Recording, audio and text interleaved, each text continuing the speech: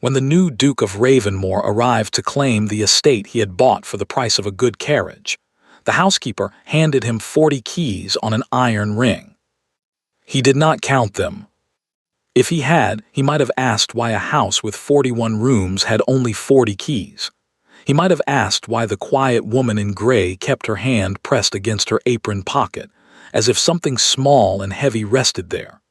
And he might have asked why, when he passed the east wing that first evening, she stepped in front of a certain door without seeming to move at all.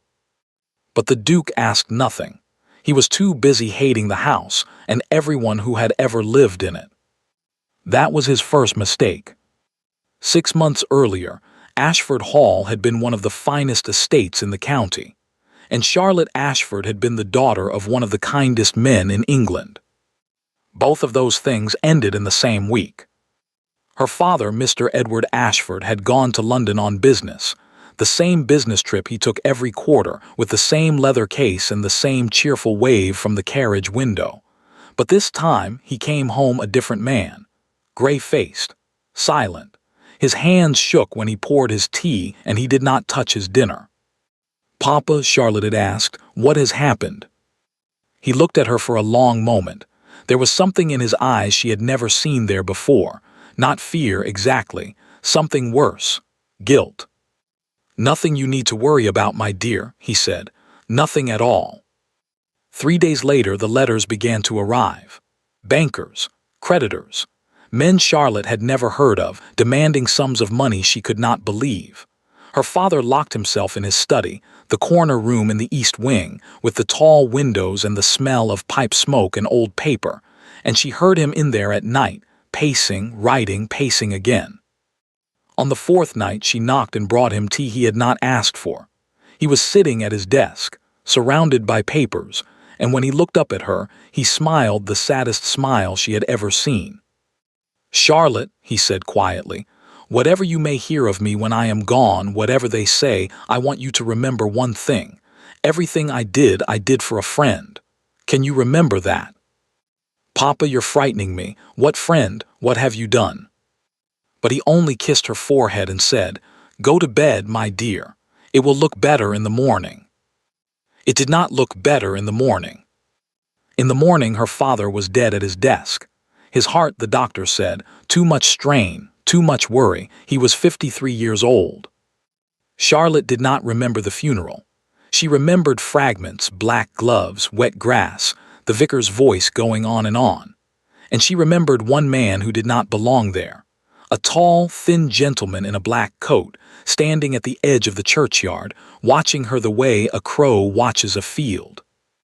His name, she would learn, was Mr. Crane, her father's solicitor, and within a month Mr. Crane had explained to her, patiently, smoothly, with papers for everything, that her father had died ruined. The debts swallowed the accounts swallowed the furniture, and finally the debts swallowed Ashford Hall itself. "The estate must be sold, Miss Ashford," Crane said, folding his long fingers on the desk that had been her father's. "Quickly, I'm afraid. Quiet sales fetch quiet prices. There is a buyer already, the Duke of Ravenmore." "A duke?" Charlotte's voice was hollow. "Why would a duke want our home?" Something flickered behind Crane's eyes. Who can say why great men want things? Be grateful anyone wants it at all. The price he named was an insult. Ashford Hall, the land, the gardens, the house her great-grandfather had built, sold for less than her father used to spend on horses in a year. When she protested, Crane spread his hands. "Debts, Miss Ashford, debts. You may keep your mother's ring and your personal effects. The rest belongs to his grace. You have 3 weeks to make your arrangements." Arrangements, as if she had anywhere to go. Her mother was 10 years in the churchyard. There were no brothers, no aunts, no cousins with a spare room. There was only Charlotte, 26 years old, with a dead father, a stolen home, and £11 in the world. It was old Mrs. Beckett, the retiring housekeeper, who gave her the idea without meaning to. "The new Duke's man wrote asking me to stay on," the old woman sniffed, packing her trunk. "As if I'd serve the man who bought this house for pennies while the master's barely cold. I told them to find another housekeeper. Let them try. No respectable woman will want the position, the way this sale smells." Charlotte stood very still. No one had ever seen her in London society. Her father had kept her in the country. She had never had a season, never been presented, never danced at a single ball. To the world, Charlotte Ashford was a name, not a face. And a housekeeper could stay. A housekeeper could walk these halls and tend her mother's roses and stand in the room where her father died. A housekeeper could keep looking, because Charlotte had spent 3 weeks going through her father's study, and the more she read, the less any of it made sense. Payments to accounts with no names, debts to men no one had ever met, her father's own signature on papers that her father would never have signed. "Everything I did for a friend." Something was wrong with the way her father died. Something was wrong with the way her home was sold. And the answer was in that study, she was sure of it. She simply hadn't found it yet.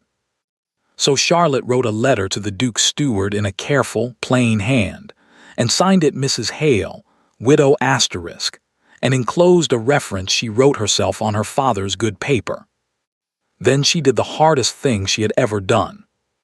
She packed away Charlotte Ashford, the silk dresses, the ribbons, the girl who used to play piano in the blue drawing room, and folded her into a trunk in the attic. She put on gray wool and a widow's plain cap. She took her mother's ring off her finger and hung it on a cord around her neck under her collar, where no one would see. And on the last night before the new master came, she went to her father's study, stepped inside, and turned the key in the lock behind her for an hour. What she did in that hour no one saw. When she came out, the study key did not go back on the housekeeper's iron ring with the other 40. It went into her apron pocket, and there it stayed. The Duke of Ravenmore arrived on a cold Tuesday in October, in a black carriage with a silver crest, and he did not look like a man taking possession of a beautiful home. He looked like a soldier entering enemy ground. He was younger than she expected, perhaps 34, and handsome in a hard, unfriendly way, with dark hair and a jaw like a closed door. He climbed the front steps of Ashford Hall slowly, staring up at the stone front of the house, and the expression on his face made Charlotte's blood run cold. It was not pride, it was not pleasure. It was hatred, pure, patient, personal hatred, the kind a man keeps warm for years. "Your Grace," she said, dropping a curtsy at the door. "Welcome to Ashford Hall. I am Mrs. Hale, the housekeeper." He looked down at her the way one looks at furniture. "That name is finished," he said. "The house will be called Ravenmore Lodge, have the stationery burned, the linens remarked, and that crest above the door taken down by the end of the week." He pulled off his gloves, finger by finger. "I want every trace of the Ashford family out of this house. Every portrait, every monogram, every letter, paper, and keepsake. Burn it all." Charlotte's hand found her apron pocket. The small brass key pressed into her palm through the cloth, cold and solid. "Of course, Your Grace," said the housekeeper in a calm and pleasant voice. "Every trace." And that was the first lie she told the Duke of Ravenmore. It would not be the last. The Duke of Ravenmore did not settle into Ashford Hall the way a man settles into a home. He moved through it the way a man searches a battlefield after the fighting is done, slowly, room by room, looking for something. Charlotte noticed it on the very first morning. Most new masters wanted to see the stables, the wine cellar, the view from the terrace. The Duke wanted to see everything else. He walked the corridors with his hands clasped behind his back, opening cupboards, pulling out drawers, running his fingers along the spines of books in the library as though one of them might be hollow. "Your Grace is very thorough," Charlotte said carefully, following with her ring of keys. "I paid for the entire house, Mrs. Hale," he said, without turning around. "I intend to know the entire house." But it was more than that. She saw it in the way he lingered over her father's ledgers in the estate office, turning pages with a strange, hungry attention. She saw it in the way he questioned the servants, not about their duties, but about the asterisk family asterisk. How long had they served the Ashfords? Who visited the house? Did the late master keep his papers here or in London? Did he burn his letters or keep them? He is looking for something, Charlotte thought, standing very still outside the office door. He is looking for the same thing I am. The thought frightened her more than anything since her father's death. On the third day it happened. The Duke was inspecting the east wing. Charlotte walked half a step behind him, naming the rooms in her calm housekeeper's voice. The blue drawing room, the morning room, the old nursery, while her heart climbed higher into her throat with every door. And then he stopped, in front of the corner room, her father's study. "This door is locked." "Yes, Your Grace." He held out his hand, the key. Charlotte looked down at her iron ring and made a small show of searching through it, key by key, while her mind raced like a hunted animal. Now. It must be now, and it must be perfect. "I'm afraid there is no key on the ring, Your Grace," she said, with just the right note of housekeeperly annoyance. "This is the old corner study. The roof fails on this side of the house. It has failed for years. The rain comes in above that room, and 2 winters ago the ceiling came down entirely. The late owner had the door locked because the floor is rotten through. Mrs. Beckett, before me, said the key was lost after that. No one has been inside since." The Duke looked at the door, then he looked at her. He had gray eyes. She had noticed that the first day, but she had not noticed until now how cold they could be.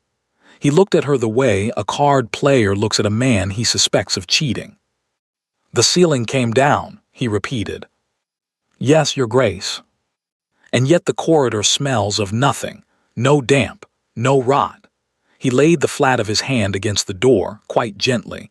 "A room ruined by rain for 2 years, Mrs. Hale, announces itself." Charlotte's blood turned to ice water. Fool. Stupid, careless fool. But her face, thank God, her face had learned in 6 months how to grieve, how to starve, and how to smile at Mr. Crane, and it did not move. "The whole wing is cold and shut, Your Grace. Little difference between one dead room and another. But if you wish, I will send to the village for the carpenter, and he can take the door off its hinges." She said it smoothly, evenly, a servant offering a service. "It will take him some days. He is old and slow, and it is harvest. And I would not send a man across that floor before it's shored from below, or Your Grace will have a dead carpenter in the cellar beneath." It was a gamble. She was offering him the very thing she could not allow, and betting everything that a man 3 days into a great estate had larger matters than one rotten room. For a long moment the Duke said nothing. Somewhere down the corridor a clock ticked. Charlotte counted her own heartbeats and kept her eyes respectfully lowered, and her hand did not move toward her apron pocket. "No," he said at last, turning away. "The harvest first, the roof before winter. This room has waited 2 years, it can wait a month." He walked on 3 steps and then, without looking back, "But it will not wait forever, Mrs. Hale. I mean to open every door in this house, every one." "Of course, Your Grace," said Charlotte to his back, "every one." A month, she had bought a month. It felt like being told the date of her own hanging. That evening she understood, for the first time, why he searched. He had ordered dinner served in the small dining room, alone, and Charlotte oversaw the table herself. The new footman was young and nervous, and the Duke made everyone nervous. He ate little. He drank more than he ate. And he stared at the portrait that still hung over the sideboard, waiting for the new frames to arrive. Her grandfather, painted with his dogs on the front steps of the hall. "You served the Ashfords, Mrs. Hale?" he asked suddenly. "No, Your Grace. I came only after the sale. I never knew the family." "Then you are fortunate." He turned his wine glass slowly by the stem. "Tell me, in the village, do they speak well of him, the late master, St. Edward of Ashford Hall?" The mockery in his voice was like a knife dragged across her skin. "They speak of him kindly, Your Grace. He was thought a generous man." "Generous?" The Duke laughed one short, ugly note with no laughter in it. "Yes, that was always his talent, seeming." He drained the glass and set it down hard. "Let me tell you what your generous man was, Mrs. Hale. Edward Ashford was the closest friend my father ever had. They were at school together. My father trusted him with everything, and I do mean asterisk everything asterisk. And in my father's darkest year, when he needed that friend, Ashford ruined him. Quietly. Politely. The way gentlemen do it. My father lost his fortune, and then he lost his health, and then he stopped. His jaw closed like a trap. My father died believing his dearest friend had destroyed him. I was 19. Charlotte stood by the sideboard with her hands folded, and it took everything she had, every hour of practice at being invisible, not to cry out that it was a lie, that her father would never, that her father's dying words had been asterisk everything I did for a friend. A friend. The room swayed very slightly. 2 ruined fathers, 2 dead men, 1 friendship. The Duke believed her father was the villain of the story. She had believed her father was the victim of it. And somewhere in the middle of those 2 beliefs, in a locked room 20 steps down the corridor, the truth was sitting in a dead man's desk. I bought this house for one reason, the Duke said quietly, to the portrait, to himself, to no one. 15 years I waited. Everything Ashford loved is mine now, to keep or to burn as I please. They tell me his daughter is off somewhere, some plain country spinster no one in London ever met. I hope she hears what I do with her father's precious haul. I hope it reaches her, wherever she is hiding. He said it to the portrait, but the housekeeper standing 6 feet away felt every word land like a stone. "Will there be anything else, Your Grace?" said Mrs. Hale, in a calm and pleasant voice. "No," said the Duke, "nothing else." She curtsied and walked out, back straight, steps measured, and made it all the way to the still room before her legs gave way, and she sat down hard on the flower chest in the dark. He hadn't bought a house. He had bought a asterisk revenge asterisk, and she was living inside it, dusting it, lighting its fires, the plain country spinster no one in London ever met, hiding in the one place on earth he would never think to look. Charlotte pressed her hand over the key in her apron pocket until the metal bit into her palm. 1 month, she thought. 1 month to find what really happened between our fathers before he tears the truth down with the roof. She could not know it that night, sitting in the dark on the flower chest, but the truth she was racing to find would not save her from the Duke. It would tie her to him forever. November came to Ashford Hall with cold rain and colder winds, and with it came the roofers, a small army of men with ladders and lead sheeting, crawling over the east wing like ants. Charlotte watched them from the kitchen garden with her heart in her mouth. Every day the repairs moved forward, her month grew shorter. Every night when the house slept, she told herself she would slip into the study and search, and every night she didn't dare. The Duke slept badly. She had learned that quickly. At 1 in the morning, at 2, at 3, she would hear his footsteps somewhere in the house, the library, the long gallery, the stairs. A man walking off something that would not let him rest. A housekeeper found in a ruined room at midnight would have no answer to any question at all. So she waited, and while she waited, she watched the Duke of Ravenmore, and the more she watched, the less he made sense to her. He was cold, yes. He was curt with the servants and impossible to please, and he had a way of looking through people as though they were window glass. But she had run this house for 6 weeks now, and she saw the things a housekeeper sees. She saw that he answered every letter from his tenants personally, even the ones from farmers who could barely write, and that he had quietly canceled the autumn rents for 2 families whose fathers had died that year. She saw that the young nervous footman who had broken a decanter worth more than his year's wages had not been dismissed or docked or even shouted at. "Breathe, boy," asterisk was all the Duke had said. "It's glass, not a life." And she saw that he could not pass the piano in the blue drawing room without stopping. He never touched it. He would simply stop beside it for a moment as though he had heard something and then walk on. The 3rd time she witnessed it, Charlotte was foolish enough to speak. "Does your Grace play?" "My mother did." He said it the way a door closes, but at the threshold he paused and added in a voice she had not heard him use before, "This was her piano. My father sold it near the end when things went wrong. It seems Ashford bought it." He looked at the instrument a moment longer. Even her music. He even got her music. He walked out, and Charlotte stood in the blue drawing room with her chest aching because she remembered the day that piano had arrived 12 years ago. She remembered her father telling her, "Take care of this one, Lottie. It belongs to the dearest lady, and one day it must go home again." It must go home again, not a trophy, a trust. Her father had been keeping it.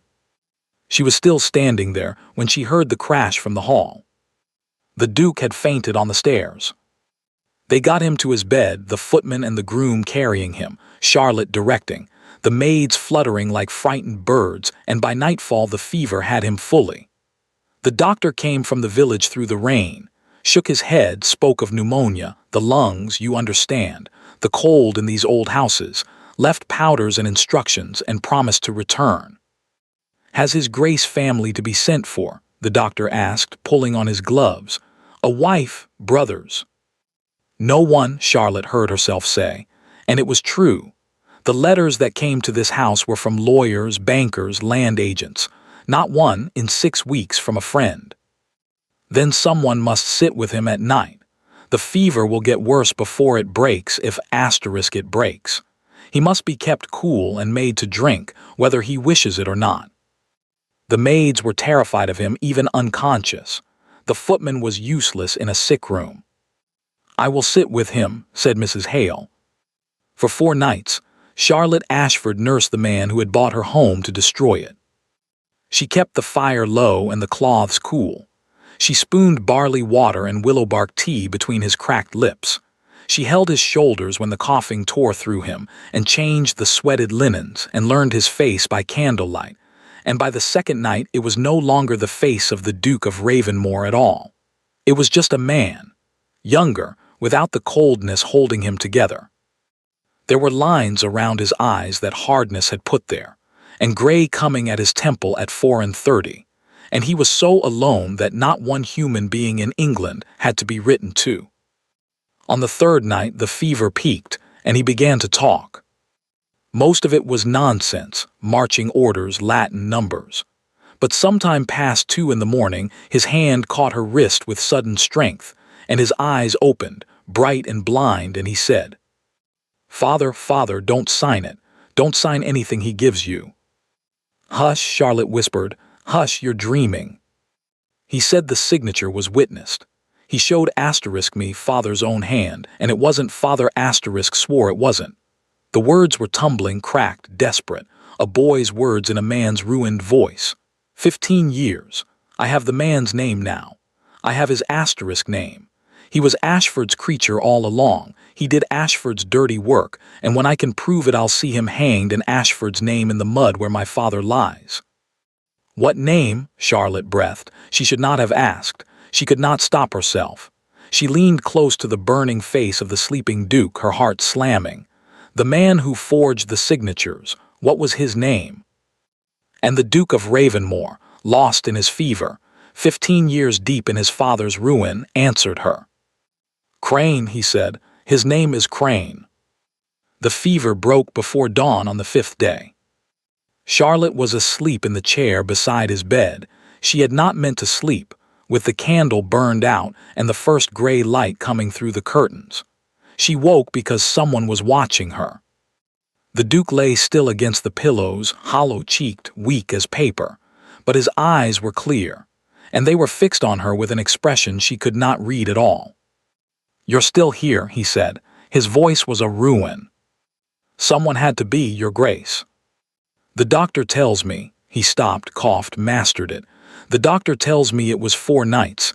He tells me the housekeeper would let no one else sit up." Those gray eyes did not move from her face. "Why?"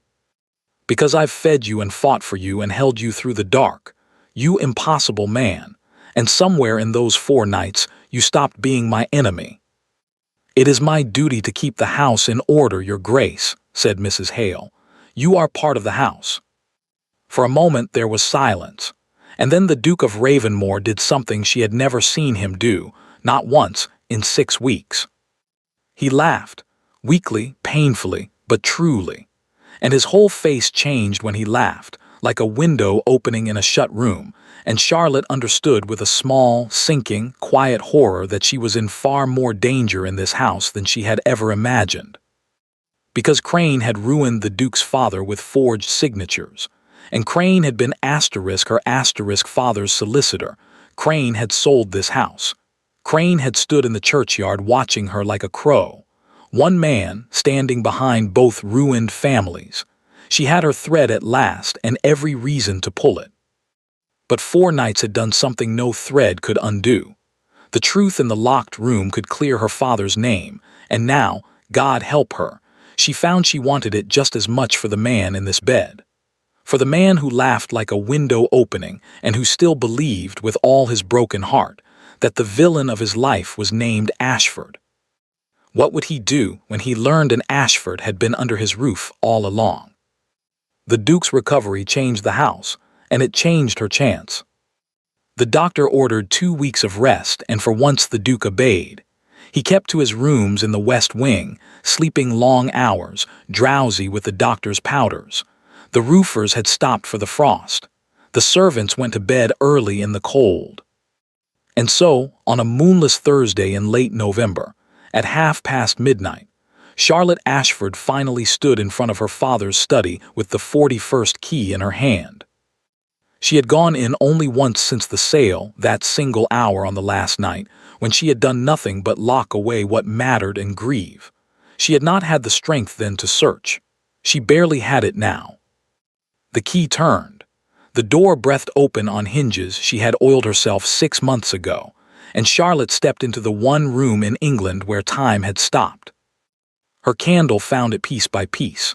The great desk by the tall windows, papers still stacked where his hands had left them, his pipe in the brass tray, his reading glasses folded on an open book, the decanter one glass beside it.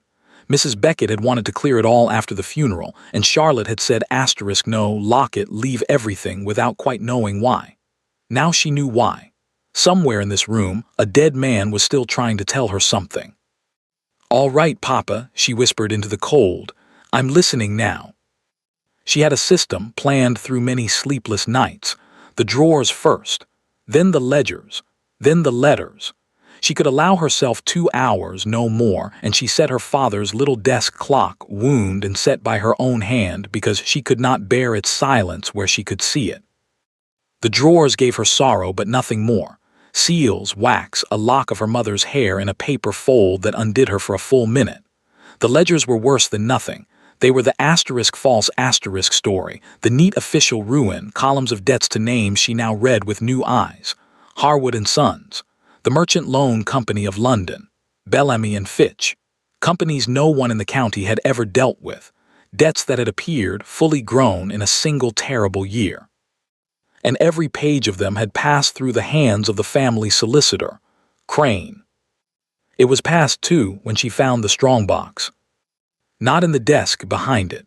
The bottom shelf of the bookcase held her grandfather's sermons, 12 volumes no living soul had ever opened, and when she pulled at the 11th, the whole row swung out an inch, stiff on a hidden hinge. Behind it, a small iron box, and on the box, in her father's hand, a label that stopped her heart.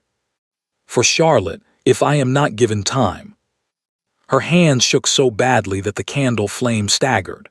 The box was locked, but she knew, and she drew out the cord around her neck and her mother's ring, and beside the ring on that same cord the tiny key that had hung with it in his desk drawer all her life. "Your mother's key," he'd always said when she asked. "One day I'll tell you what it opens." It opened this. Inside lay a bundle of letters, tied in black ribbon. Beneath them, documents she couldn't yet make sense of, a thick folded parchment with legal seals, bank papers, a page of names and numbers in her father's smallest, most careful writing. And on top of everything, one letter unfinished. No ribbon, no fold. Left as it was written, as if he had risen from it meaning to return, dated the 3rd of April. He had died on the morning of the 4th. Charlotte sat down in her father's chair, in her father's room, and read her father's last letter by candlelight. "To the son of my dearest friend." You do not know me, or rather, you know a lie wearing my name. You are owed the truth, and I find I am running out of time in which to tell it. My heart, the doctor says, is not what it was. Strain, he tells me. He does not ask what the strain is. I shall tell you instead. Your father, Henry, was the finest man I ever knew. What was done to him 15 years ago was murder, slow murder, by paper and ink, and I have spent every year since, and now every pound I have, trying to prove it and undo it. I was made to seem the author of his ruin. That was the cruelest stroke, and it was deliberate. The forger knew that if Henry and I could be turned against each other, neither of us would ever look behind the curtain to see the hand that moved us both. I could not save your father. By the time I understood what had been done, he was gone, and you were a boy of 19 with hatred in your heart, and no proof I sent you would have reached you through the men around you. So I did the only thing left. I paid. Quietly and in secret for 15 years, I have been buying back your father's debts, the false ones gathering them, tracing each one to its true source. It has cost me nearly everything, and it must be done in secret still, because the man behind it is not finished, and he is closer to me than you would believe. He has begun, this last year, on me, the same instruments, the same false hands. I recognize his work the way one recognizes a signature. I confess it is strange to watch oneself be ruined and be unable to say a word.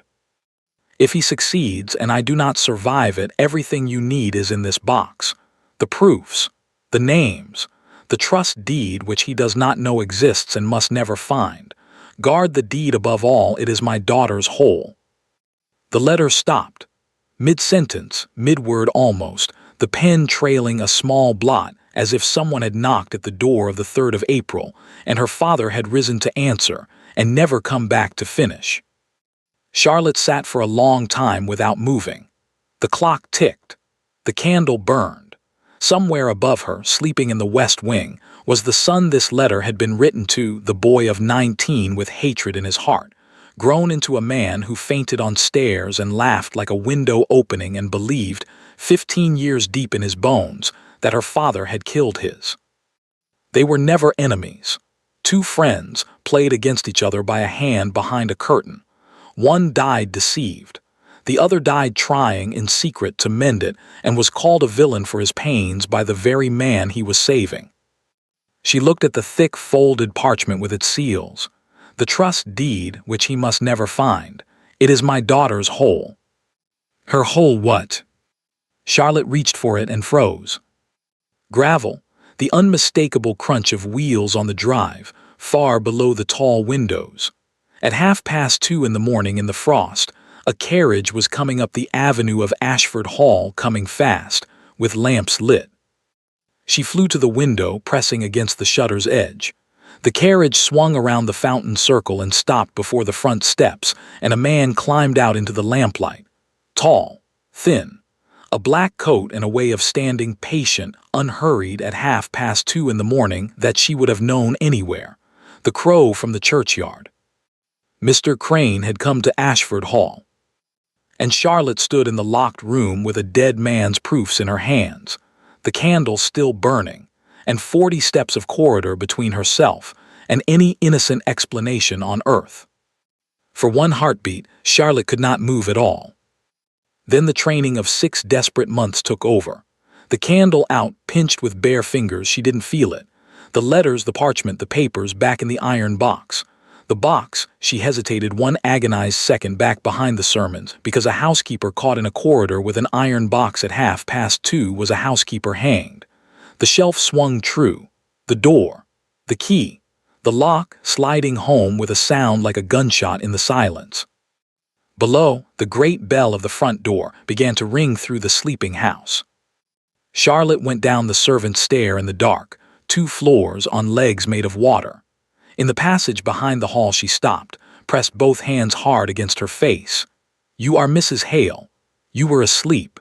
You are annoyed and respectable and nothing more, took the lamp from the passage table, lit it with fingers that only shook a little, and opened the front door of her father's house to the man who had destroyed him. Mr. Crane, she said, the household is abed, sir. His Grace has been gravely ill. So I heard. So in fact I have come. Crane stepped past her into the hall without being asked, unwinding his scarf, and his eyes went around the hall the way a hand goes through a purse. Word reached London that Ravenmore lay at death's door. A duke's death is a great disorder, Mrs. Hale, a great disorder. Wills, deeds, claims on the estate. His Grace has no solicitor for his new property. I had the honor of managing this estate's late transition. I came at once. He smiled. His teeth were long and gray. One might say I came to offer my services before the need became acute. You came like a vulture, to be first at the body, and to be inside this house with a free hand if he died. His Grace is recovering, sir, said Mrs. Hale, with just enough satisfaction to sound loyal. The doctor is very pleased. Something flickered across Crane's face, the briefest shadow of a man rebalancing his plans. Recovering, how splendid. He drew off his gloves. Then I shall wait upon him when he wakes and offer my congratulations along with my services. You'll find me a room, Mrs. Hale. The green chamber in the east wing served me well enough in the old days when I did business with the late Mr. Ashford. The east wing, 20 steps from the study door. The east wing is shut for the winter, sir, and the roof under repair. I will make up the yellow room in the south front. She said it flatly, a housekeeper on her own ground, and turned to lead the way before he could answer. And that was her mistake. She turned into the lamplight fully, cleanly, and gave Mr. Crane her face. She heard his footsteps stop behind her. The silence went on 1 second too long. Then Crane said, in a voice that had changed very slightly, grown softer, and infinitely more attentive, "Forgive me, Mrs. Hale. Have we met before? In the old days, perhaps. There is something about you that is familiar." "I think not, sir. I came to the hall only after the sale from Yorkshire." "From Yorkshire," Crane repeated. "Of course." He said nothing more. He followed her to the yellow room, thanked her with terrible courtesy, and wished her a good night. But Charlotte, lying rigid on her bed until dawn, knew what she had seen in the last instant before she turned away. Recognition, not certainty, not yet, but the crow had smelled something on the wind. Crane stayed 3 days, and those 3 days were a slow game played over the whole board of the house. By day he was all silk. He sat with the convalescent Duke for hours, sympathizing, flattering, gently spreading his papers, and Charlotte, bringing the tea trays, watched the trap being built with her own eyes. "Your Grace has been badly served in the matter of the purchase. Irregularities I always suspected.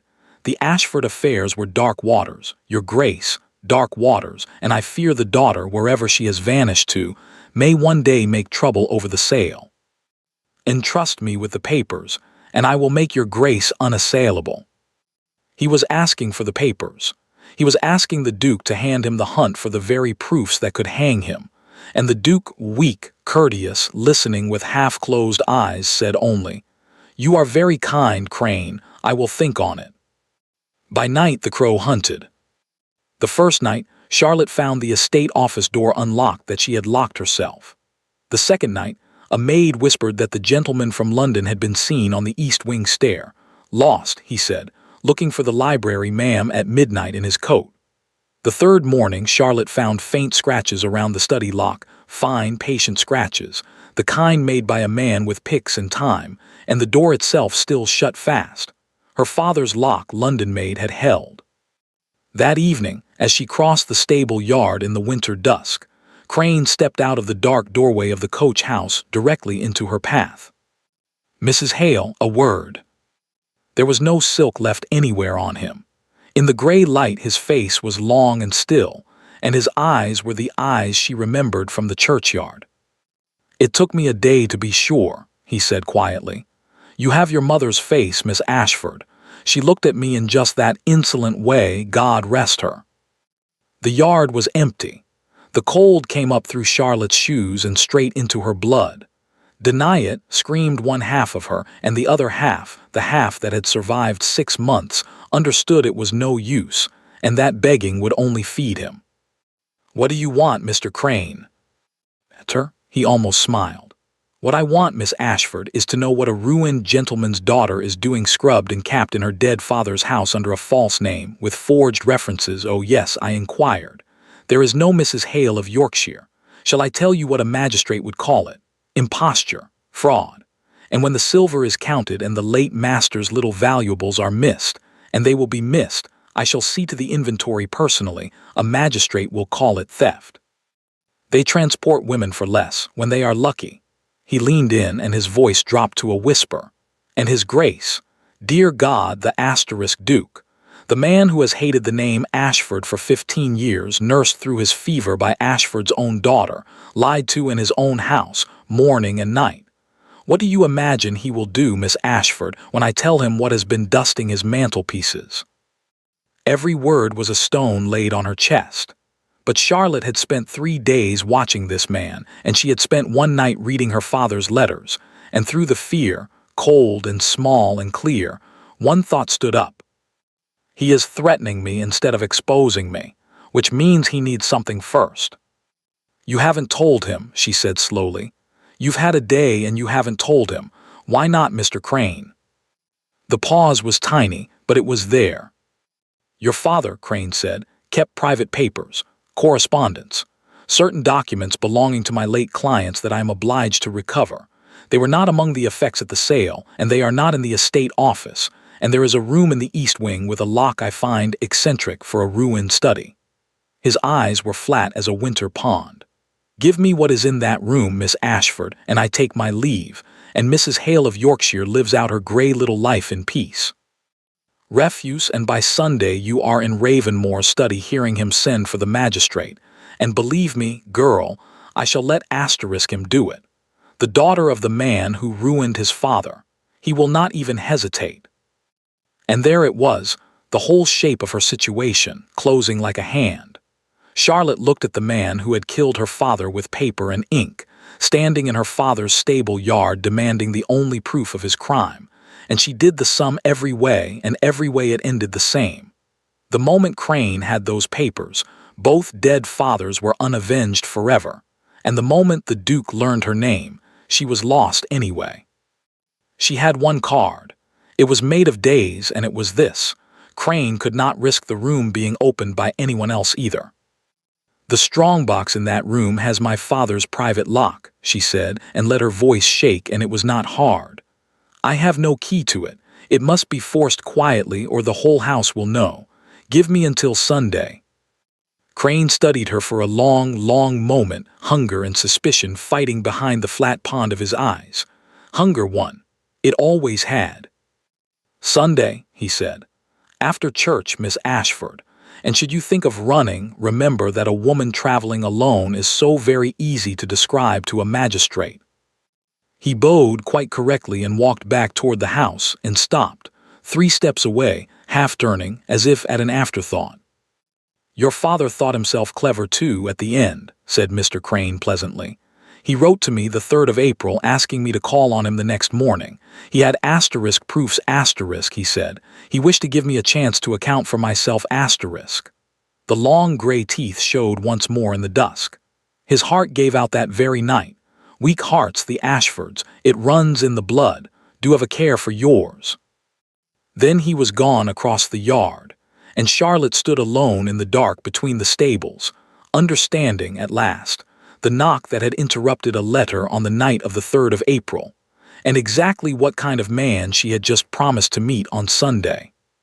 She had 4 days. 4 days, Sunday after church.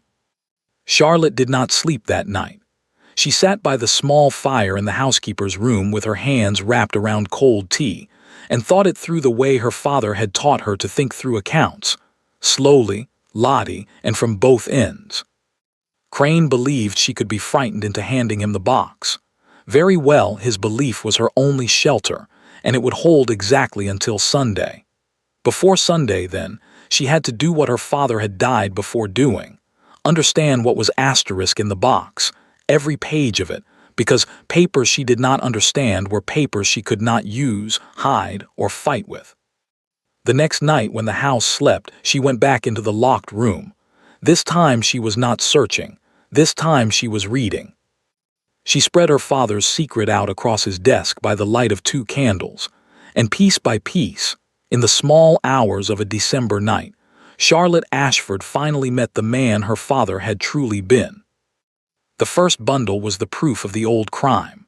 15 years old, patiently gathered, original letters in the late Duke Henry's hand, and beside them the witnessed documents that had ruined him, and even Charlotte, no lawyer, could see it once her father's notes showed her where to look. The capital H that started with a hook in the true letters and without one in the false. The signatures perfect, *2 perfect, traced identical as stamps, where no living hand signs its name the same way twice. And on 3 of the forged instruments in the witness line, the same neat, spidery signature. J. Crane, solicitor.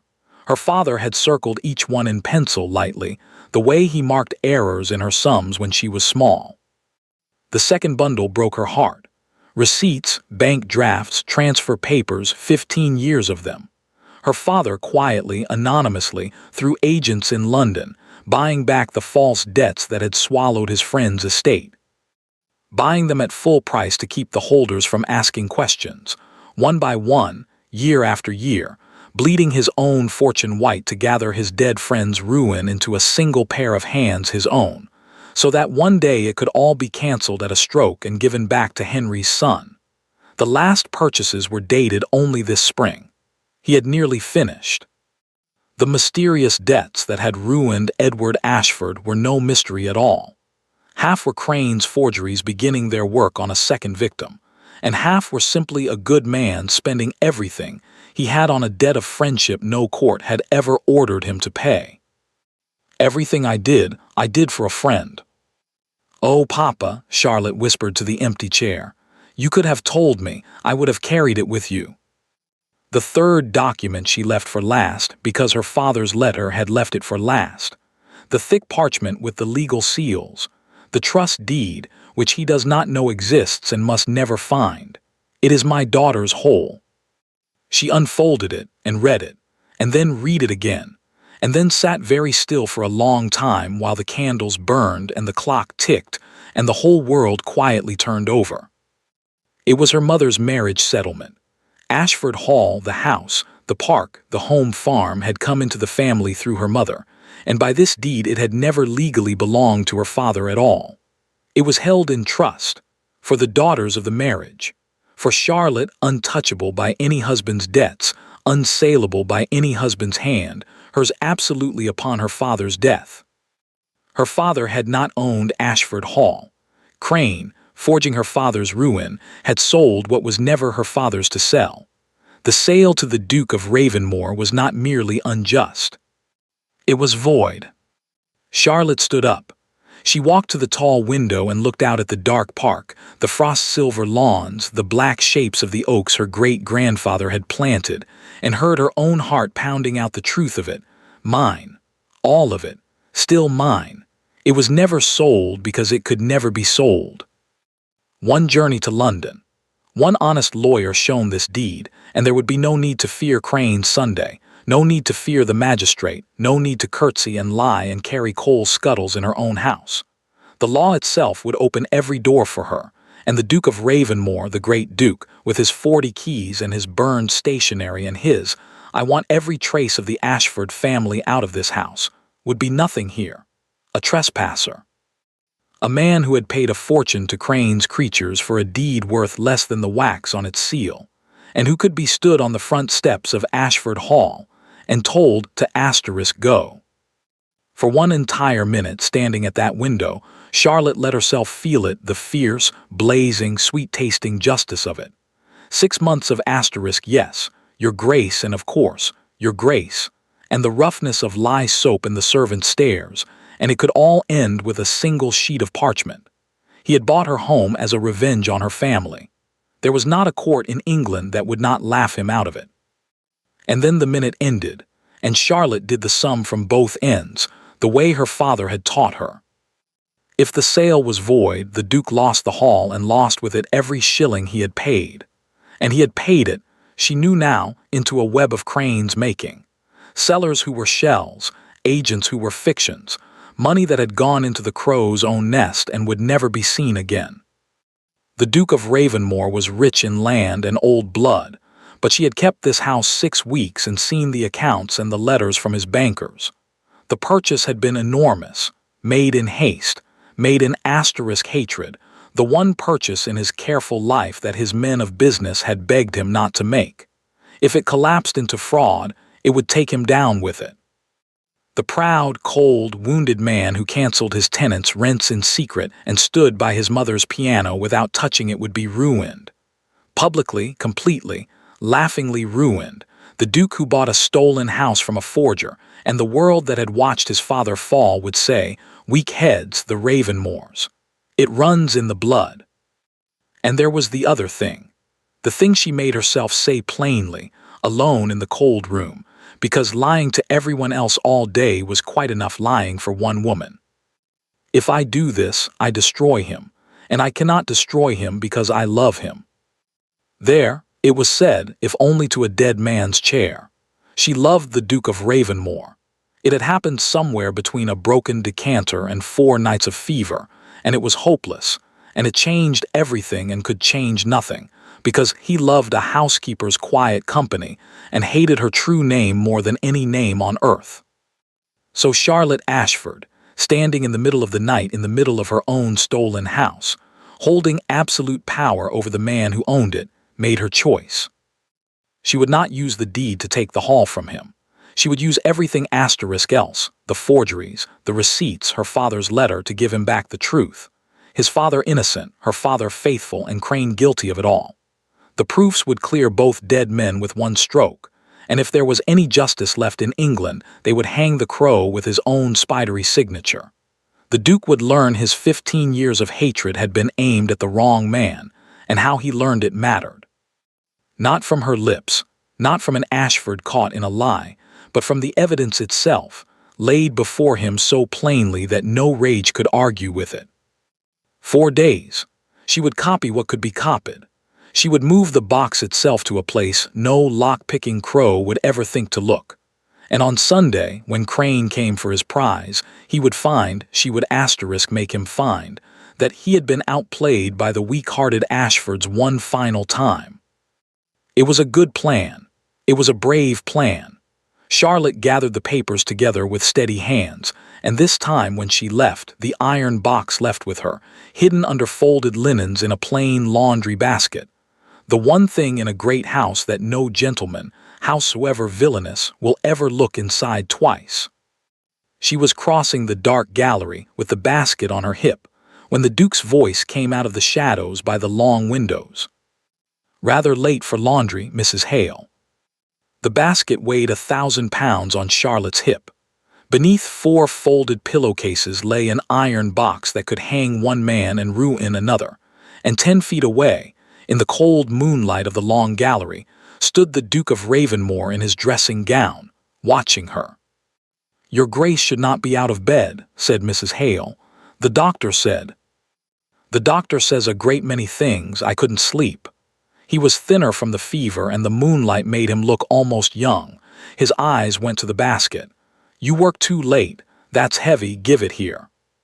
He stepped forward, reached for it, and for one white, roaring instant Charlotte stood at the edge of the cliff, the Duke of Ravenmore, carrying his own destruction to the linen room, before she swung the basket to her other hip, out of his reach. With a small scandalized laugh she found God knew where. "Your Grace will do no such thing. A Duke carrying washing, I should never manage the maids again. They'd expect the footmen to curl their hair next." She moved past him, unhurried, dying. "Back to bed, sir, or I shall fetch the barley water, and you know I keep my threats." For a moment he said nothing. Then from behind her, low and amused, "You are the only person in this house who isn't afraid of me, Mrs. Hale. I find I can't decide whether I mind." "Good night, Your Grace," said Charlotte, and carried her father's ghost down the servants' stair with her knees shaking. She hid the box that night where no one would ever seek it, beneath the loose flag in the old still room under the flower chest, the hiding place where she'd kept her treasures as a child, a place only a girl raised in this house could know.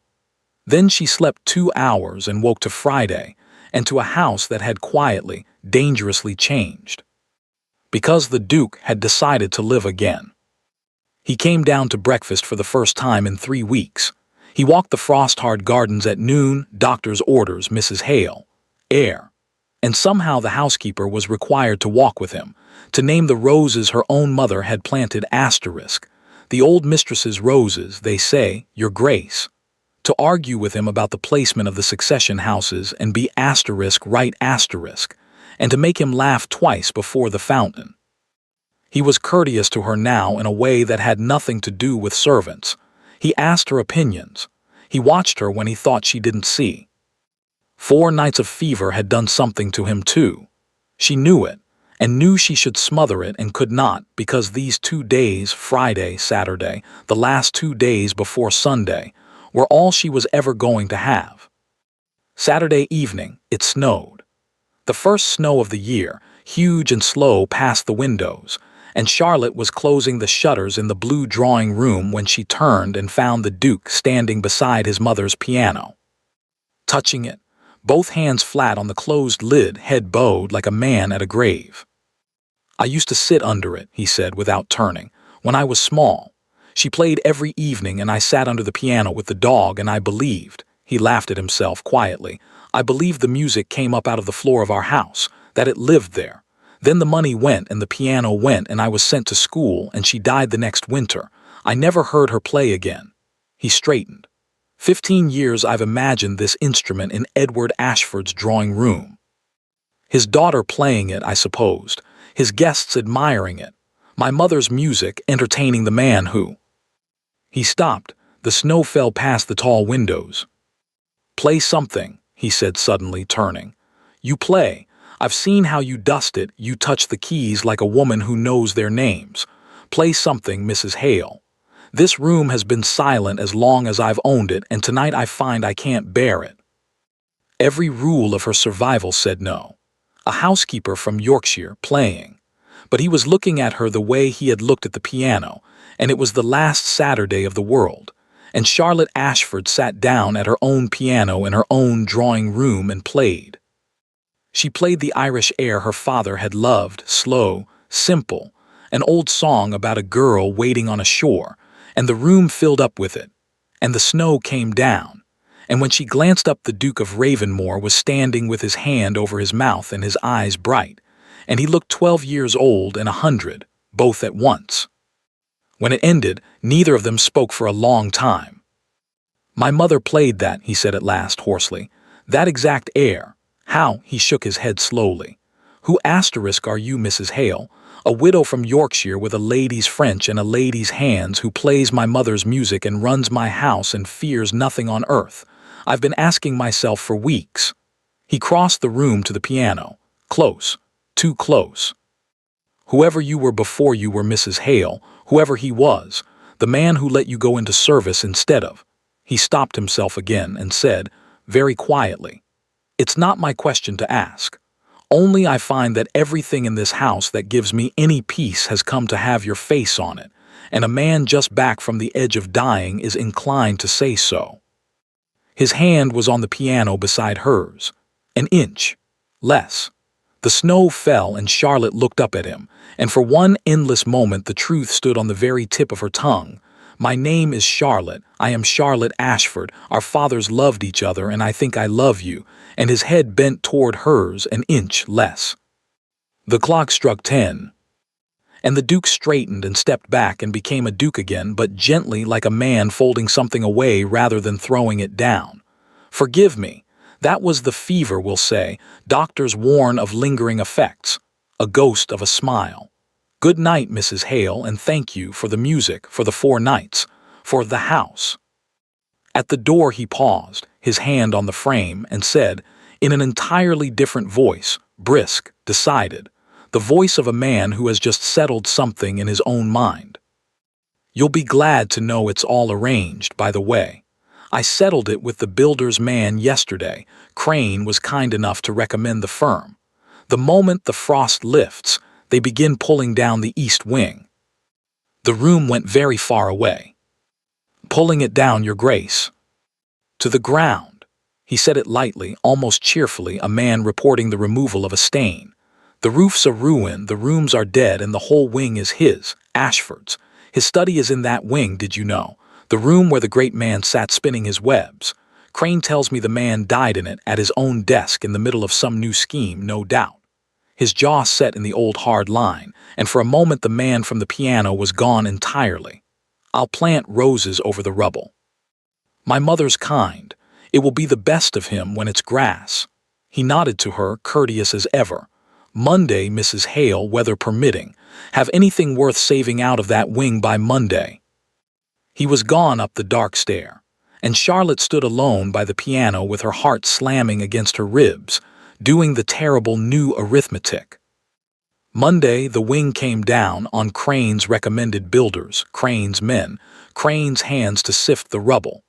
Sunday, the crow came for a box that was no longer there, and the instant he learned it was gone, he would strike with everything he had, because a Crane betrayed had nothing left to wait for.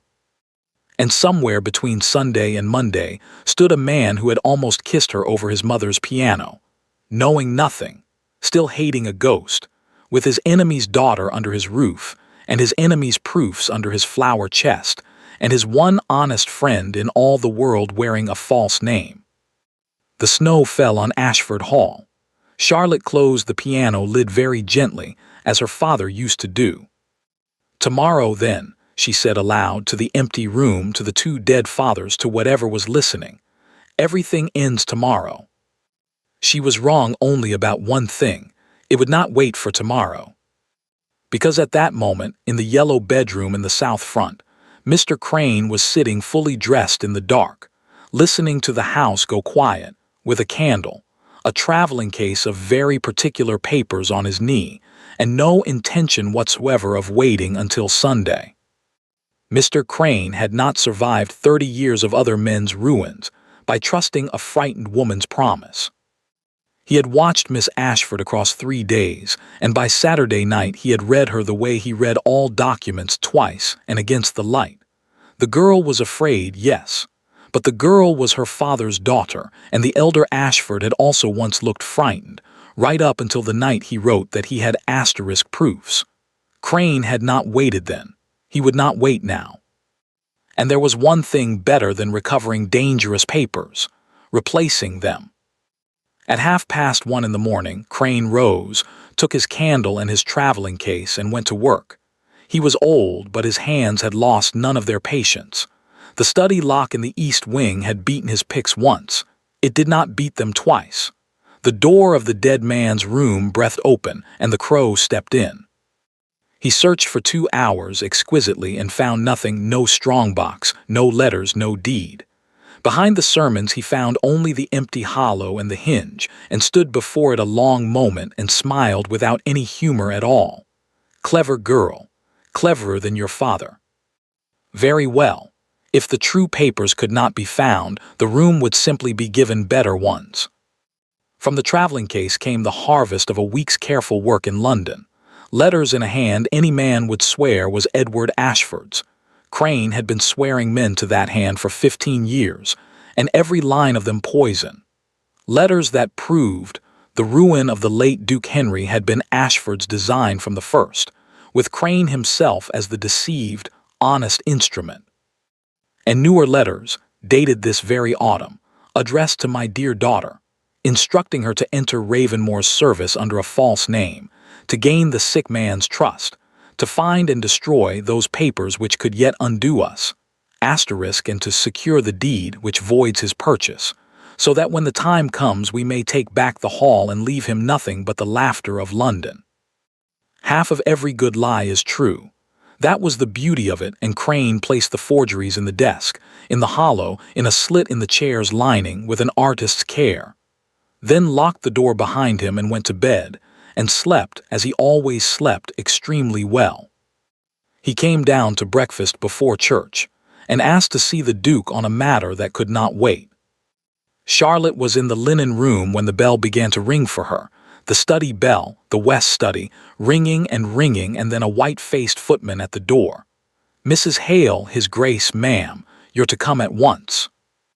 She knew before she reached the door. She knew from the footman's face and the silence of the corridor and the particular quality of the cold that came off the study as she entered. The Duke stood behind his desk. Crane stood by the fire, grave, regretful, a mourner at his own masterpiece. And across the desk, laid out in neat rows, were letters in her father's handwriting that her father had never written. "Your Grace rang," said Mrs. Hale, and curtsied, because her body knew nothing else to do. "Don't." The Duke's voice was very quiet. She had heard him curt, cold, commanding. She had never heard this. "Don't curtsy. Don't do that, any of it, not anymore." He looked up, and his eyes were the worst thing she had ever seen, because behind the fury, plain as a wound, was the piano and the snow and the 4 nights of fever, every soft thing he had ever handed her being burned for warmth. "Tell me your name." The room swayed. Crane watched from the fire, hands folded. "Your Grace." Asterisk name. He came around the desk with a letter in his fist. "Because Mr. Crane tells me, and these papers tell me, papers found in an asterisk-locked room you swore to my face was a ruin, that my housekeeper's name is Charlotte Ashford, that the woman who held my head through the fever is the daughter of the man who put my father in the ground, that the music," his voice cracked, one syllable and came back colder than before, "that all of it, was her father's dying instruction. Deceive the sick fool, find the deed, take back the hall, leave him the laughter of London." He threw the letter onto the desk between them. "So you will tell me your name here now in plain words, and God help you, do not lie to me again." And here it was, the moment she had rehearsed 100 ways in 6 months of darkness, arrived at last with every door nailed shut. Deny her name. Crane had proofs of it by now, real ones. Denounce the letters as forgeries. Some of it is true, the false name was true, the locked room was true, the deed was true, she had hidden it herself, and every true thread would pull the noose of the false ones tighter. Tell him everything, the friendship, the debts bought back in secret, the box under the flower chest. With what evidence now? The moment she produced the true papers into this room, into Crane's reach, with the Duke's trust in her dead on the floor between them, Crane would have the fire going before nightfall. The proofs were safe only while their hiding place lived in one head, and their meaning stayed unspoken. "He will not believe me today," she thought, with a strange, drowning clarity. "Nothing I say today can be believed. I can only protect what can still speak for Papa when I am gone." So Charlotte lifted her chin, and looked at the man she loved, and gave him the only true thing left that could not be twisted. "My name is Charlotte Ashford," she said, "and I have never once in this house done you harm." "Harm?" He laughed, the short, ugly note from her first week, the one with no laughter in it. "You nursed asterisk me. That's the cruelty of it, that's the art of it. Crane, you were right, they are patient, this family." He turned away from her to the window as if he could no longer look. "The magistrate would call this fraud, imposture, perhaps worse.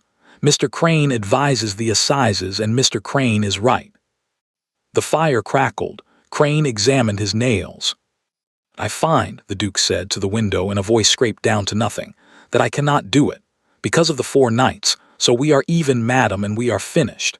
You will be out of this house within the hour with whatever you brought into it and nothing more. You will not write. You will not return. If you set foot on this land again, or if any claim, any deed, any lawyer's trick touches my purchase of it, I will hand these letters to the Crown and let them do to Ashford's daughter what I would not." He drew one breath. "The east wing comes down at first light tomorrow, and everything your father was comes down with it. Now get out."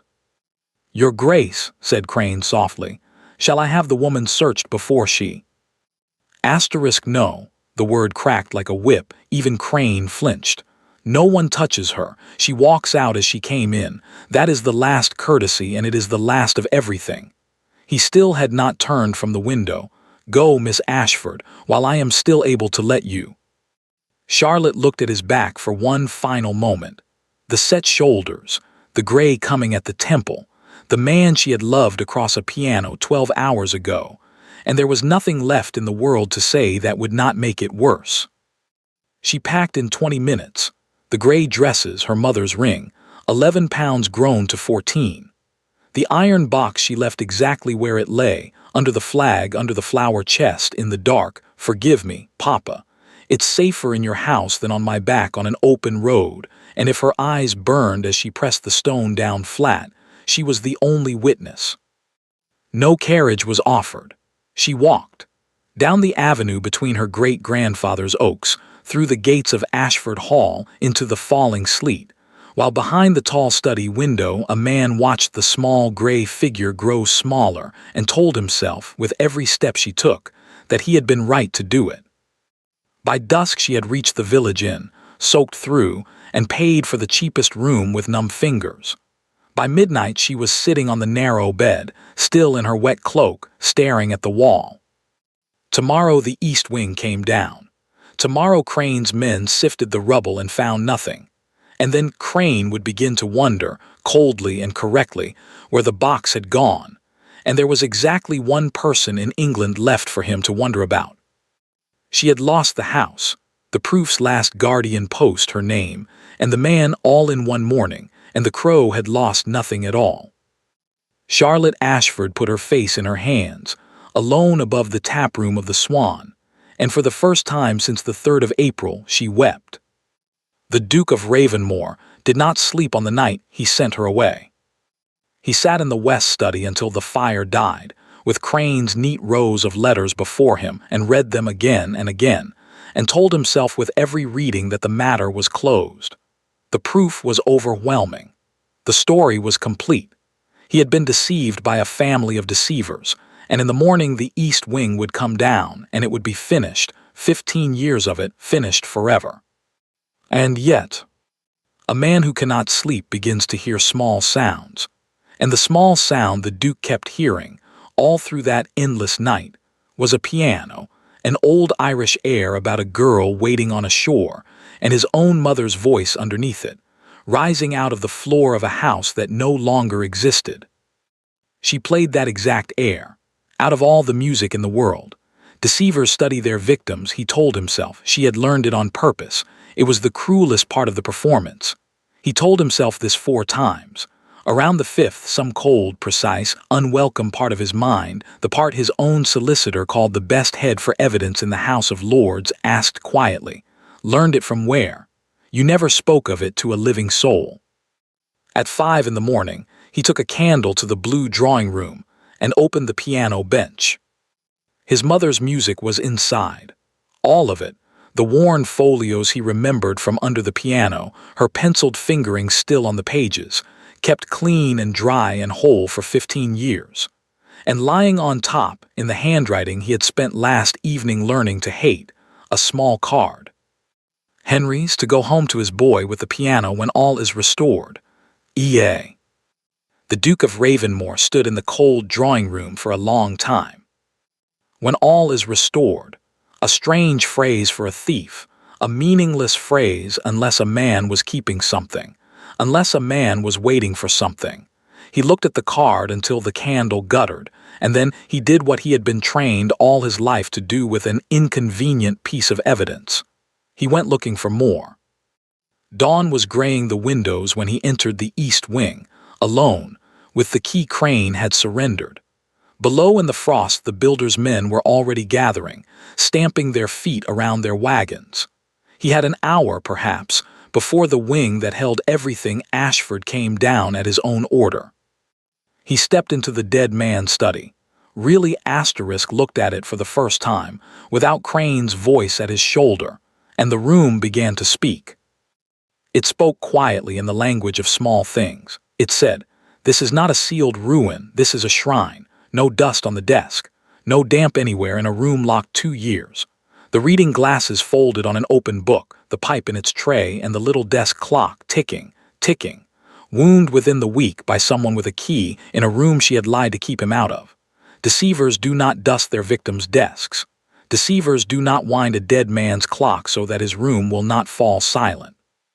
Then he sat down in Edward Ashford's chair and took out Crane's letters, and read them a 6th time as evidence now, not as a wound. And the cold, precise part of his mind went to work at last. It took 20 minutes to find the crack. The letter of instruction to my dear daughter, The vilest of them, the one ordering her into his household, was dated the 2nd of April. And Edward Ashford, as the whole county could witness, had died at this desk on the morning of the 4th, a father and daughter living under one roof. A man does not write elaborate secret instructions to a daughter he will see at breakfast. Small, explainable perhaps. But once one thread lifts, the eye finds the weave. And there, the same capital H, hooked in the letters he had received from Ashford as a boy carrying his father's correspondence, and hookless every single time in these. Signatures identical as stamps, page after page, where no living hand signs the same way twice. He had seen this before.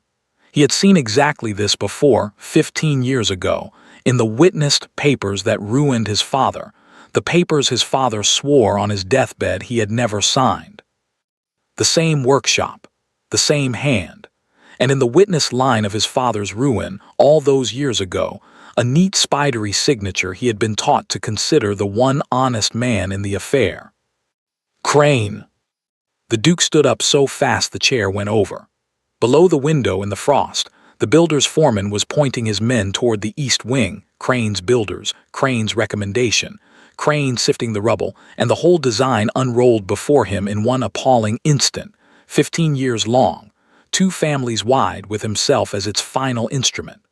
The son, bought and aimed like a pistol at the innocent man's house, the innocent man's asterisk daughter. The daughter he had thrown into the sleet with 14 pounds and a threat of the assizes, yesterday, on Crane's evidence. What happened in the next hour, the servants of Ashford Hall would tell for the rest of their lives. The Duke, hatless, striding out and halting the demolition with a voice heard at the lodge gates. The Duke in the servants' hall asking questions, quiet, terrible questions, where Mrs. Hale went at night, what she carried, what she loved. The little scullery maid, twisting her apron, whispering that once near midnight she'd seen the housekeeper kneeling at the old still-room floor, praying like, sir, over the flagstone by the flower chest, and I never told, for she were kind to me. The flag came up under his own hands, and in the iron box, in the grey morning light of the still-room, the Duke of Ravenmore finally met both of his fathers.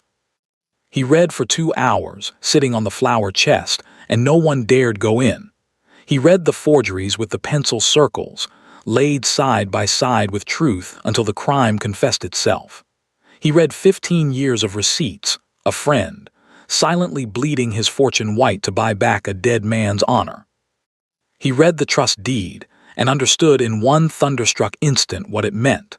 The sale void, the hall never his, the woman he had worked like a servant and thrown out like a thief the rightful owner of every stone of it, and she had known for weeks, known and stayed silent and carried his coal, because the deed that freed her would have ruined him.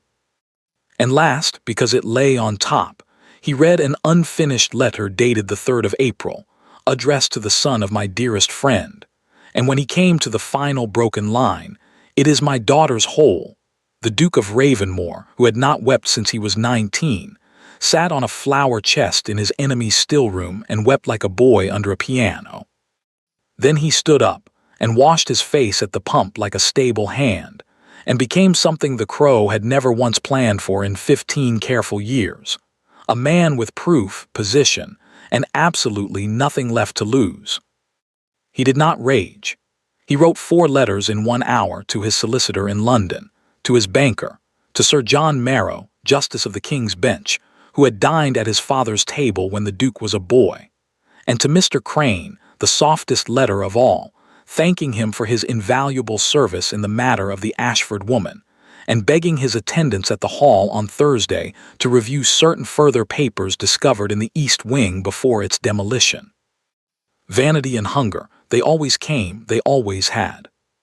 Crane came up the avenue Thursday noon, and was shown, all courtesy, into the west study, where the Duke of Ravenmore waited behind his desk with an open iron box, and beside him, risen from his chair by the fire, a man Crane recognized in one bowel-freezing heartbeat as a justice of the King's Bench.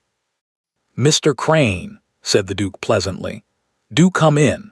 We have been comparing your witness signature across 15 years of remarkable documents, and Sir John has such asterisk questions.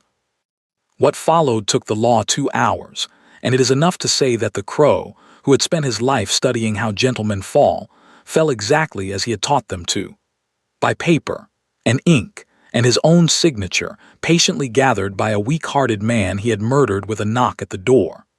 They took him to the county jail that evening in his own carriage, Sir John observing dryly that it seemed a shame to waste the horses. And only when the wheels had faded down the avenue did the Duke allow himself to feel the thing that had been sitting under his ribs for 3 days, colder than any of it. He rode to the village that night himself, through the dark, and hammered on the door of the Swan, and the landlord came down with a candle. The lady in grey, gone, your grace. Gone since Tuesday morning, settled her account, asked which coaches passed through, and took the first one north. No, she'd left no name. No direction. Nothing but a small parcel, to be given to his grace if ever he should ask for me, and inside, wrapped in paper, a single worn key, the 41st. She had kept her silence to the very last, and vanished into England with £14, leaving him everything: the truth, the proofs, the hall, the key. Everything except the one thing he now knew he could not live in that house without. "Saddle a fresh horse," said the Duke of Ravenmore, "and find me every coach that has gone north since Tuesday." England is a small country, and a very large one, depending on what you are looking for. For a woman in grey with £14 and no name, it is nearly endless. The Duke of Ravenmore learned this across 11 days of December. He traced the Tuesday coach to Grantham and lost her.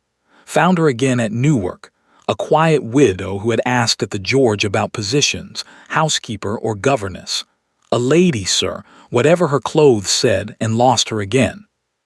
He rode through sleet that soaked to the bone and inns that had seen no one, and with every empty day the fear grew that he had thrown away, in one morning of rage, the only person who had ever chosen him over her own salvation, and that England had simply folded her away as it folds away the poor, without a sound. On the 11th day, in the coffee-room of an inn at York, he overheard a merchant's wife complaining about the difficulty of finding a governess in the north. Asterisk. Though Mrs. Lambton got one last week, my dear, quite the mystery. A widow from the south who plays like an angel and speaks French like a Parisienne, and will not say one word about herself. The Duke was on the road to the Lambton house before the woman had finished her coffee. It stood grey and square at the edge of the moors, and as he dismounted in the sharp blue afternoon, he heard, through a ground-floor window, a piano, and a child's voice counting, and a woman's voice, patient and warm, correcting the count. An old Irish air, slowly, simply, a girl waiting on a shore. He stood in the frozen garden of a stranger's house, the Duke of Ravenmore, with his heart hammering like a boy's, and listened to the whole of it before he could make himself ring the bell. She came into the small parlor where the startled housekeeper had put him and stopped dead in the doorway, thinner, paler, in the same grey wool. Her eyes went wide, and then, in one instant that broke his heart cleanly in two, her face closed and her hands folded, and she dropped a curtsy. "Your Grace." "Don't," his voice came out wrecked. "Don't curtsy, not you, not to me, not ever again." "The Lambtons are kind people," she said quietly, not moving from the doorway, her chin coming up in the way he now knew was 300 years of Ashford. "If you have come with magistrates, I ask only that it not be done in front of the children." Magistrates? She had been here a week, waiting every day for the knock. He had done that. His letters had done that. "Crane is in the county jail," he said.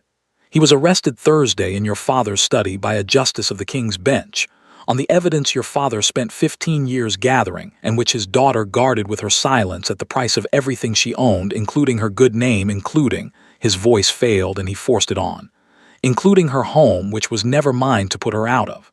I have read the box, Miss Ashford, all of it, the letters, the receipts, the deed." He took one step toward her. "And the letter to me, the unfinished one. I know what my father was to your father. I know what your father did for mine. And I know what you did for me and what it cost, and that you stood in my study and let me believe a forger's filth about you because the truth would have ruined me, and I—" He stopped. There were no words in English for the size of it, so he did the only thing left. The Duke of Ravenmore went down on one knee, on a stranger's parlor floor in Yorkshire, and set before her, on the worn carpet, three things: a thick folded parchment with legal seals, a single brass key, and his mother's ring. "The deed is yours, it always was. The hall is yours, every stone. I have instructed my lawyers, and it is done. Whatever you answer me, you owe me nothing, and you may turn me out of your house this afternoon, and I will go and count myself fairly dealt with." He looked up at her. "But I have spent 11 days learning what England is like when I think you are lost in it, and I find I cannot do the rest of my life that way. So here is the whole of it plainly, the way you gave me your name. Charlotte Ashford, I love you. I loved Mrs. Hale before I knew it, and I love the woman who lied to me to save me, and I will love the mistress of Ashford Hall whether or not she ever lets me through the gates. Marry me. Not to mend anything, the lawyers have mended it, but because the house is full of 41 rooms and I have learned I cannot bear a single one of them without you." The clock on the mantel ticked. Somewhere in the house, a child was still practicing scales, hitting every third note wrong. "You threw me into the sleet," said Charlotte. "Yes." "You believed Crane over me in the space of one morning." "Yes, I did. I had 15 years of practice at believing the worst in one autumn of you, and it will shame me every day I live." He stayed on his knee. "I have no defense, Charlotte. Only this. Your father wrote that hatred was the forger's true instrument, that we were asterisk meant never to see each other clearly. I am asking you to help me put down, forever, the weapon they built out of me. No one else on earth can." And Charlotte Ashford, who had held her silence through 6 months of servitude, 4 nights of fever, 1 interrupted kiss, and the worst morning of her life, looked down at the man kneeling on the carpet with his whole broken, mended heart laid out beside a deed and a key, and found that her silence was, at long last, entirely used up. "You should know," she said, and her voice wavered and her eyes were bright, "that the house you are proposing to enter has a damaged east wing, a scandalous history, and a mistress with a weak-hearted family and a false reference." "I should know," said the Duke, rising slowly, hope breaking across his face like weather, "that its mistress has the truest heart in England, and I have it in writing in her father's hand. The servants will talk." "The servants," he said, "have talked of nothing else since October. The scullery maid is owed a debt I intend to pay with a wedding." He was very close now, the way he had been by the piano while the snow came down. And this time no clock struck, and no world ended, and when he said, very softly, "Answer me, Charlotte," she reached up and took his face in both hands, the way she had held it through the fever when he belonged to no one. "Yes," said Charlotte, "that house has been yours since the night you asked me to play. I was only waiting for you to come home to it. Both of us were only ever waiting to come home." He kissed her then in a stranger's parlor in Yorkshire, while somewhere down the corridor the scales went up and down, wrong note and all, and neither of them heard a single one. They were married in the spring, from Ashford Hall, by the vicar who had buried her father, who declared from the altar, to the whole crowded church, that Edward Ashford was the best man he had ever known, and that God's accounts, though slow, were exact. Half the county came, the other half wished desperately that it had. And when the Duke and the new Duchess of Ravenmore came out into the April sunlight under the oaks her great-grandfather had planted, the church bells of 2 parishes rang at once. For the wedding, said the villagers, but also, said the old ones, for the 2 friends in the churchyard, lying not 30 feet apart, whose long account was finally settled, and settled in the only currency that had ever mattered to either of them. 1 year later, Ashford Hall in April was a house with its windows open. That was the first thing visitors noticed now, the light, and the noise. Doors stood wide from the great hall to the kitchens. The blue drawing room rang with piano music most evenings, played sometimes well, sometimes very badly indeed, because the Duke of Ravenmore had decided at 34 to learn his mother's instrument, and his wife was a patient teacher and a merciless critic. The east wing had not come down, it had come alive. The roof was mended, the corridors warm, and at the corner of the wing, where the tall windows caught the morning sun, there was a room that the servants, and soon the whole county, called simply the father's library. It had been a locked study once. Now it had no lock at all. The door had been rehung without one at the Duchess's instruction, and inside the room held both men at once. Edward Ashford's great desk by the windows, his pipe still in its brass tray, and the late Duke Henry's books, sent up from Ravenmore, filling the shelves where the sermons had stood. Above the fireplace hung two portraits, side by side in matching frames. Two young men painted in the same year, long ago, laughing at something outside the edge of the canvas. Found in an attic, the pair of them, where Crane's long game had never thought to look. Between the portraits in a small glass case lay an unfinished letter dated the 3rd of April. The Duke came in most mornings and stood before it a moment, the way some men read a psalm. He said it was the finest thing ever written in the English language. His wife said it needed a final sentence. They had agreed in the end that it had one now. It had simply taken a wedding to write it. Mr. Crane had been tried at the spring assizes, before a courtroom so full they opened the windows so the crowd outside could hear. The evidence took 4 days. The jury took 20 minutes. The money, 15 years of two families' fortunes, patiently gathered into the crow's nest, was traced, recovered, and returned by order of the court, and the Duke of Ravenmore had used his share for exactly 2 things: repairing the east wing and buying back, one by one, every last thing his father had been forced to sell in the bad years. The piano had come home first. The rest followed it, wagon by wagon, all that spring. Crane himself was transported for life. It was observed at the trial that he showed no feeling at the verdict except once, when the unfinished letter was read aloud, and the courtroom heard a dead man say, "Everything I did for a friend," at which the prisoner looked, for a single moment, genuinely bewildered. It was the one currency in the world he had never learned to count. On a bright morning 1 year almost to the day since a housekeeper had handed a stranger 40 keys on an iron ring, the Duchess of Ravenmore sat in the father's library with the son on her back, writing letters at her father's desk. Her husband stood at the window, jingling something idly against his watch chain, watching 2 gardeners argue about roses.